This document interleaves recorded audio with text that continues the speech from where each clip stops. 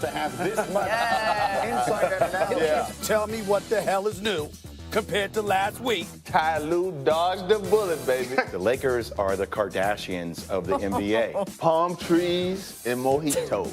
The Hamptons are overrated. Even Boogie knocking off Russ, still a good Boogie to have. I'll probably just throw up right now. I think the MVP is going to be Aaron Donald. I'm going to take Andrew Luck. Is there a way that a non-quarterback in your mind could win the MVP? You guys can fight about this all you want, and candidly, I find it delightful. That's rude. The commissioner of the NBA is here. I do watch ESPN. Thank you for doing that. I will be going overseas, playing in the Australian Basketball League. Elton John called. He wants to shoot. Is that Laura Rutledge? No, no. Who's the best player in the world? 27, 8-8 in his 16th season. You're talking about LeBron James. Come on, man. DJ's working for LeBron. Kawhi Leonard, Steph Curry, KD. Where's LeBron James in that? He ain't a part of this list right to now. me, LeBron. DJ just walks off. I may walk off with him. It's been a lot of fun this week, and we're so glad you spent it with us. And obviously, we finish with a bang here on this Friday after Game 1 of the NBA Finals with Richard Jefferson and Jay Will here. Zach Lowe will rejoin us, and a really special hour coming your way, including Jalen Rose live from Toronto and his old teammate, Juwan Howard, who yesterday was officially introduced as the new head coach at Michigan, as we get up with you. Michigan. Live, as always, from the Heineken River Deck at Pier 17. And let me get specific. Let me show you the menu for hour number 2 of our program. We're getting up with the NBA Finals and a wake-up call for Golden State coming from an unexpected star. We're all over Game 1 as we get going. Plus, looking ahead to Game 2, is there a chance that we will see Kevin Durant? And really, how are the Warriors going to win this thing if he does not come back at all? And as promised, in 10 minutes, a Fab 5 reunion live on our show. Juwan Howard and Jalen together, 10 minutes from right now. It's time to get up with you here on ESPN, and we start last night. Raptors hosting Game 1, their first ever NBA Finals against the Warriors. They were ready in Jurassic Park. Drake was ready with a Del Curry Raptors jersey, and we pick it up in the third quarter, and the star of the night, unquestioned, was Pascal Siakam. There just wasn't enough resistance against that man. This man was doing everything. Look at outrun. He was behind Klay Thompson, ran him to get a layup. That is just spectacular. Toronto up 7 after 3. Fourth quarter, again, more unexpected, not so unexpected, but different kinds of heroes. Fred VanVleet. He's been playing exceptionally well. Was 4-4 from the three-point line last night, and once again did a great job of being a pest all over their defensive players. And then look at this sequence. They get the bucket on one end. They get the big block from Ibaka on the other. The Raptors a 5-point lead later. Their lead is 7, and it is Siakam. And I guess this just means it's his night. Just your night when you're making those shots off the glass. Look, a little running hook over 2 guys. Bank, yeah, that's a tough shot. Made 11 straight shots, longest streak in the finals in the last 20 years. Danny Green was also knocking down threes in transition. He would score 11. Toronto up 12. Later, the lead is 8. Kawhi, sort of a quiet night for him, but he knocks down that 3. He would score 23. He does not appear to be fully healthy, but either way, he knocks it down, and Toronto's got an 11-point lead. Under 4 minutes to go. Raptors lead is 10. Leonard, VanVleet, you're kidding. You know, you can't do this. They did a great job of doubling Kawhi, but if you're going to double Kawhi, other guys are going to have to step up. Great shot by VanVleet. Spectacular for him. Again, Siakam, no. Siakam, yes. 14 of 17 for Pascal Siakam. 32 points. A spectacular performance. And in the end, some words exchanged between Drake and Draymond. But it would be the Raptors celebrating their first ever finals win in their first ever finals game. They take a 1-zip lead after taking Game 1. Had someone told you that in your very first NBA Finals game, you'd put up 32 points, what would you have said to that person? Probably that it was crazy. At that time, I don't even know if I really dreamed of, being at this level. I think once I got to the point where I felt like I had a chance, I put everything, forward, and I just worked really hard and, prepared for times like this. We're down 0-1, but it's not the end of the world.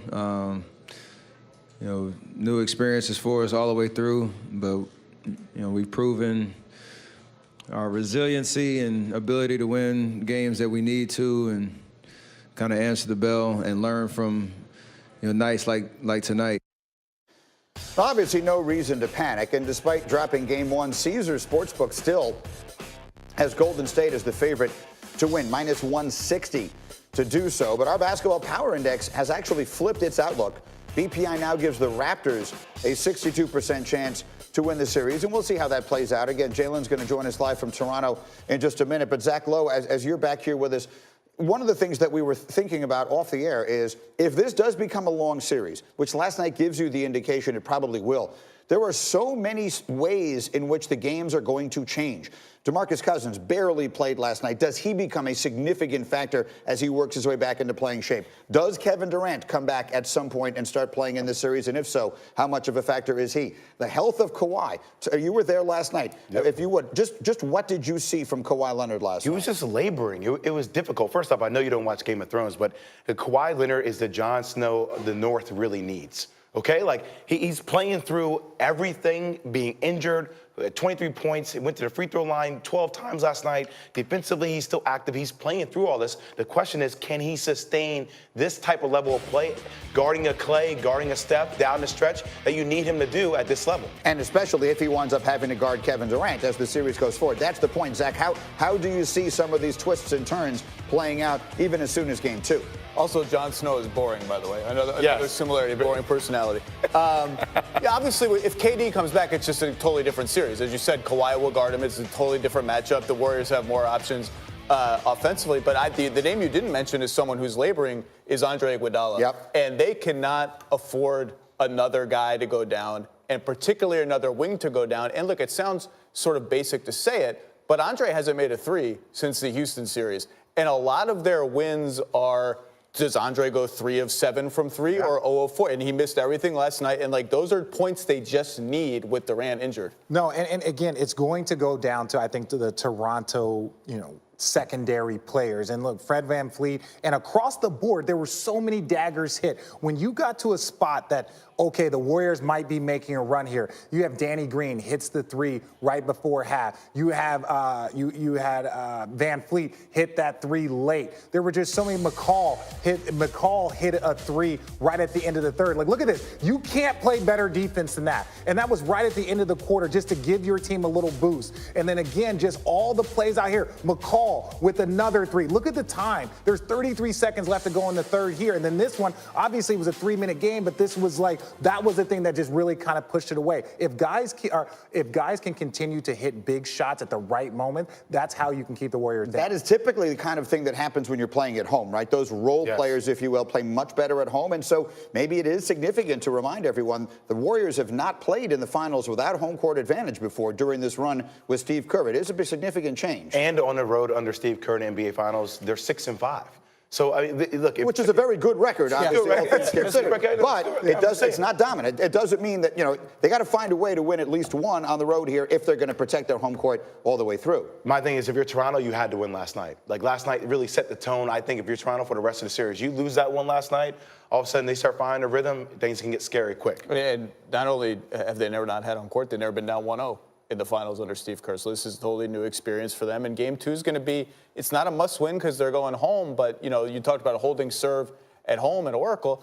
That's not a guarantee in the finals. You're facing the very best teams in the league. You just can't bank on we're going to win every single home game. They may have to win twice on the road. No, but the Toronto aggression, I think, is what we need to continue focusing. If they can continue that pressure and the defense that VanVleet was playing on Steph was the defense that you need. This is what we're talking about when we're saying playing against the Warriors and that experience of getting to people's bodies and chasing people. You watch this, VanVleet, that's as good of a contest as you're going to get. And again, some of these shots are going to fall for Steph, but he is just up in them. Look at this. There's 3 guys that are trying to build a wall around Steph. And I think Steph is going to shoot the ball better than he did. And look, even that shot, the bad breath defense, right, that he was playing right there was very, very intense. And I think VanVleet did a great job, and so did Kyle Lowry. How about this? The Raptors with both VanVleet, and when VanVleet played on the floor with Lowry, they were plus 13 in their 21 minutes. Yeah. 21 minutes. This is going to come down Kevin Durant's going to need to come back and play in this game. Now, the question is, how is he going to play? You're going to drop him with that calf injury into the NBA Finals. Is he going to be the KD that he was before he got hurt, which was the best player on the planet? Even if he can just hit standstill threes, it's better than what they have on the floor. Because the Raptors are not guarding 3 of the guys on the floor at any time in the game. And so even if you're kicking to McKinney in the corner, they're like, all right, you shoot. If you're kicking to Durant, even if that's all he can do, got to stay home. That's massive. Yep. There's KD again getting hurt. And we all agree we're not going to see him in game 2, right? We're not going to see him Sunday. There's no way he's playing Sunday, right? So the soonest we would see him, we would assume, would be game 3, which will be next Wednesday. And the crazy thing about this series is when you look at the secondary players for Toronto, they're scorers. Like Van Fleet can score, right? Marc Gasol can score. There are guys that can score. When you look at the secondary players for the Warriors, they're role players, slashers, maybe make a layup, maybe finish. Even Andre Iguodala, if he can make a couple of shots. But there are multiple guys that can come off and score and impact the game. Even Kyle Lowry, who's their 3rd best player on any given night, can score the ball. The Warriors don't have that. If there's one thing you anticipate looking totally different in game 2 on Sunday night, we'll have Juwan Howard here in a minute. If there's one thing you think will look totally different, one major adjustment you think we will see for sure in game 2, what are we expecting? I think we're going to see more Curry pick and roll. They ran a kind of average amount for the season and a below average amount for when KD's not there. And I thought it had the feeling of, we're kind of feeling out how they're going to guard us with Mark up on the screener and what else is going to pop open. I bet we're going to see the ball kind of more in Steph's hands. No, I agree. And I think one thing that they'll do is just better defense, right? That 9-day layoff, they were in a rhythm, and all of a sudden you give up 50%. And it wasn't Kawhi that was shooting his ultra-efficient shots. It was everybody else that kind of beat you. I think the Warriors' defense will improve as the series goes on. And it's like a matter of time with this team. They start making transition threes. This game has a different feel. Yeah. Because those are those momentum threes. Avalanche. You feel it happening. Where all of a sudden, think about Portland. You're at 15, multiple games in a row. I agree. No, I'm not saying they're not Portland. They're not. Yeah. But the Warriors they were down double digits last night, and everybody in the entire gymnasium was like, when are they coming? When are they coming? They just couldn't make a transition 3. All right, I'm being told that Juwan Howard is just about ready to go. So here's what I'm going to do. Not the way we usually conduct our hour, but this is a very special appearance we have coming up next. So we're going to take a very quick time out here, and when we continue in just a moment, Jalen Rose and Juwan Howard will be reunited live here on the air the day after Howard is announced as the new coach at Michigan. The Fab Five are back in Ann Arbor, and 2 of them are live on Get Up right here. Meanwhile, back to game 1 last night, and one of the big storylines was the Warriors' inability to get anything going in transition and what that would lead to on the other end. Klay Thompson, no good. Look how quickly Toronto gets the ball up the floor, and Danny Green. This is now 2nd quarter action, and watch another similar situation. Steph gets to the rim, nothing there. Look how quickly they get the ball up. Here's Kawhi Leonard, of course, can lead the break. Will ultimately find Gasol trailing, and he takes it in for the easy layup. More of the same in the 4th. Again, bad Warriors transition defense, and it starts with how quickly Toronto gets the ball moving. Look, after the rebound, boom, off they go. And they're running up the floor. Siakam, look at this nice dish. Danny Green knocking down the 3. In the end, it's Toronto taking game 1. Golden State losing a good opportunity. Biggest thing for me was our transition defense was just awful. And that's the game. That's the number 1 priority when you play Toronto. You have to take care of their transition, and we gave up 24 fast break points. We turned it over 17 times, so that's the game, really. We'll have to get back on defense next game and really limit their transition points, make them beat us in the half court. Yeah, we did a good job limiting Kawhi, but it's not Kawhi Leonard, and it's the Raptors. So we'll go back to the drawing board and see what we can do better for Sunday. Look, this is a remarkable number. The Warriors failed to make a single transition 3 in game 1. They only took 1. That was a strength in their previous 2 final series, going 30 for 62 on those attempts. And as I bring Tim Legler into the conversation from up in Bristol, it's ironic because going into this, we were all thinking Toronto needs to slow the pace down and not get into an up and down game. And it was the Raptors who exploited Golden State defensively in transition. Timmy Legg, show us how they did that. Yeah, you saw a couple of these plays in the highlight, but now you're going to see exactly where the breakdowns come from and why this is fixable, because to me, this does allude to rust a little bit, lack of communication, where you have some breakdowns. And the 24 fast break points don't even take into account the secondary offense. And that's where I think Toronto got some as well. Now, here's what I'm talking about, communication breakdown. As you're getting back, you're in pretty good place here. Iguodala runs to get ahead of the ball, and Kawhi Leonard is handling it right here. Klay Thompson now is looking at this outside wing guy, and he's saying, okay, I'm going to be here to provide help if Kawhi goes by, but ultimately I'll fan out here. You've got another guy, Siakam, who ran ahead. He's getting to the corner. So the same thing for Draymond. He's going to provide help in case there's a breakdown on Kawhi, but ultimately he knows if the ball goes here to the corner, I've got shooters. So let's focus on this guy. You're big running down the middle of the floor. If you're Kevon Looney, there's no reason to run over here and crowd this area because you end up causing a lot of confusion. He should be running to the paint, and I'm going to show you why that's a big deal in a second.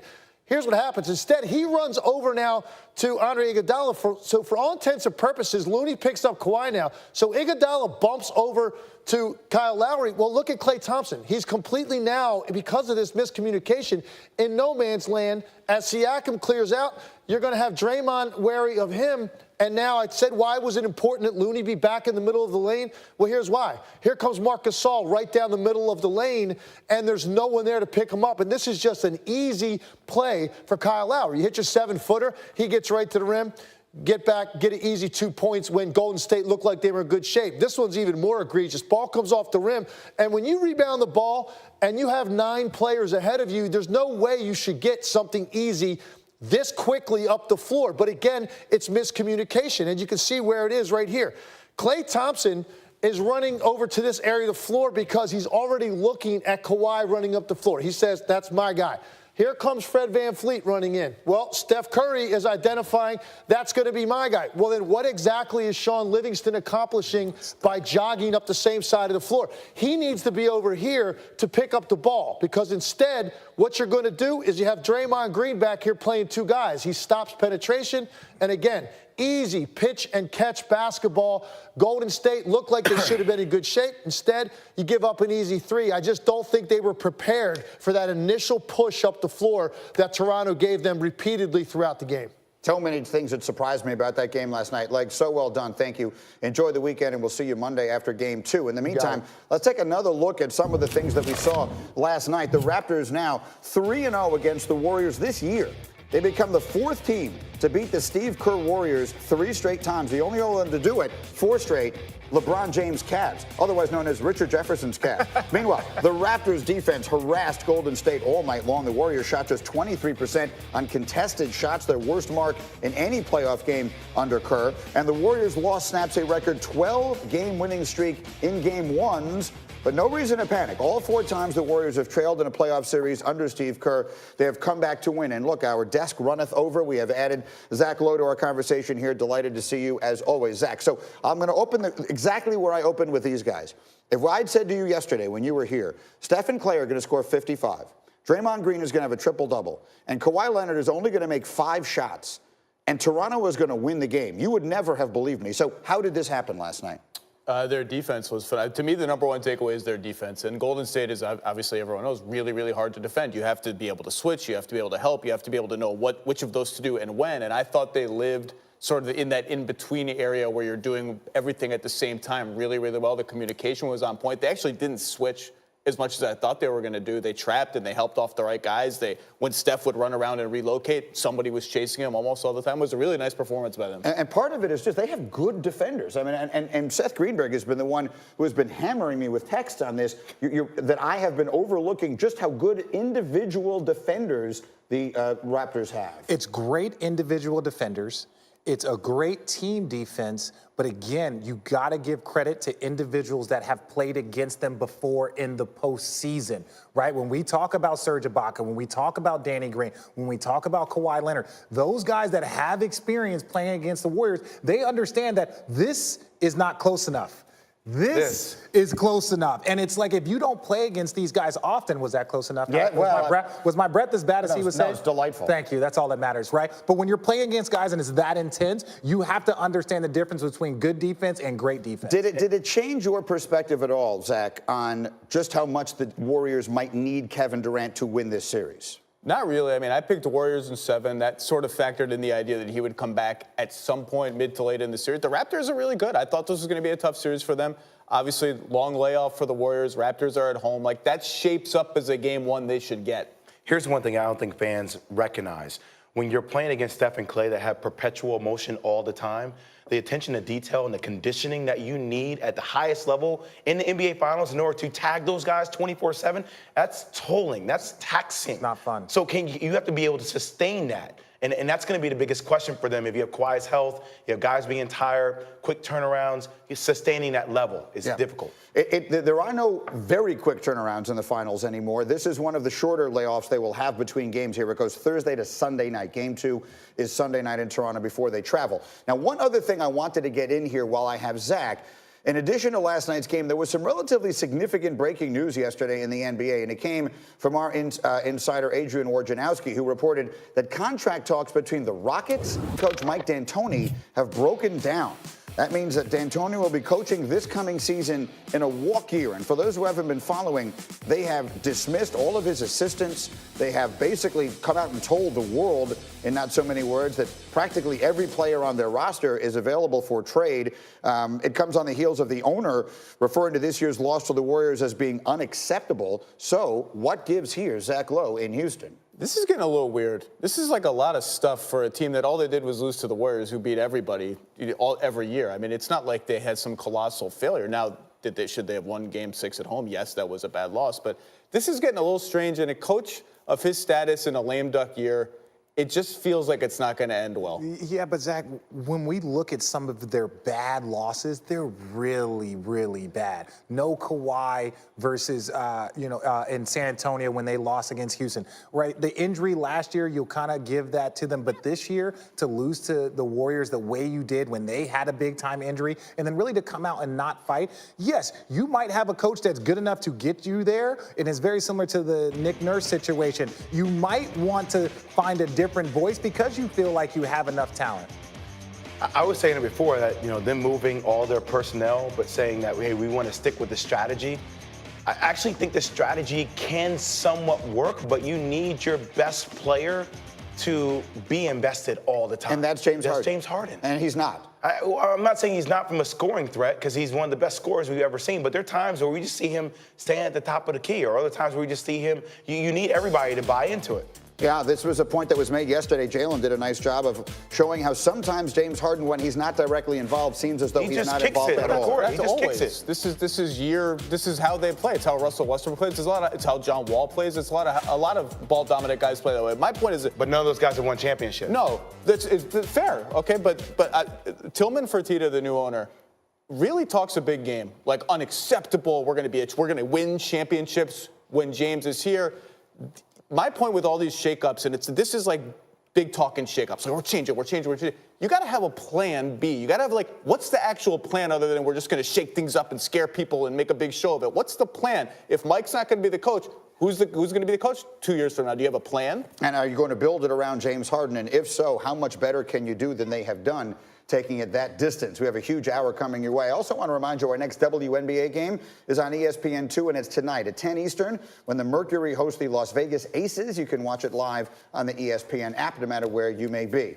In addition to more coverage of the NBA Finals game just minutes away, this should be really fun and special. New Michigan coach Juwan Howard reunited with our Jalen Rose. They'll be live together about 15 minutes from right now. Stay with us. Get up on ESPN.